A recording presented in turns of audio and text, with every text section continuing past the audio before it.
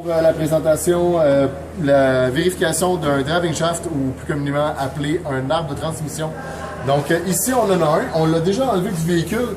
C'est un camion, c'est un Silverado 1500 2002. Donc ici on a les deux parties qu'on a déjà enlevées du camion. On a fait faire beaucoup de choses sur le driving shaft. On a changé des corrosions ici. Ben, dans le fond, les trois corrosions. Celui-là ici et celui-là ici qu'on a changé. On a fait changer aussi le bearing, le center bearing ou le support de roulement ici. Et on a aussi changé, on n'a pas changé, mais on a balancé, on a fait balancer avec les poids ici sur le driving shaft. Donc, il y a beaucoup de choses à vérifier avant de l'envoyer, évidemment. Donc, les croisillons, nous autres, on l'a fait changer parce que au niveau d'un des croisillons, il avait été soudé. Donc, il était lousse et ils avaient soudé ça.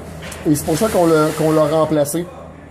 Les autres, ils étaient relativement encore bons.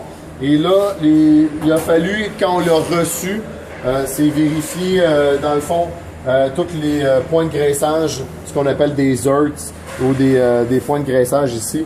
Là, on voit pas très clairement, là, mais il y a beaucoup de graisse, là, on voit bien. Et il y en a un autre ici avec l'autre, on va le regarder, on va le tourner juste là. Et on voit que la graisse, elle ressort, donc il est bien graissé. Et le troisième qui est en arrière avec, où est-ce qu'il va au différentiel arrière, qui est bien graissé aussi. Au centre, ce qui va avec le center bearing ici, ben, cette partie-là rentre dans celle-là ici, qui va rentrer ici. Et il faut mettre de la graisse par ce point de graissage ici.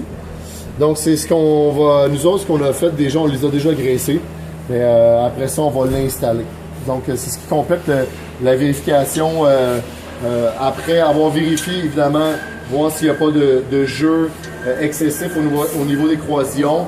Et si on voit le roulement ici, on voit qu'il tourne librement parce qu'il est neuf en ce moment. Et les caoutchoucs, il n'est pas déchiré parce qu'on vient de le remplacer aussi. Mais le vieux était déchiré, c'est pour ça qu'on l'a remplacé. Donc c'est ce qui complète la présentation de l'arbre de transmission.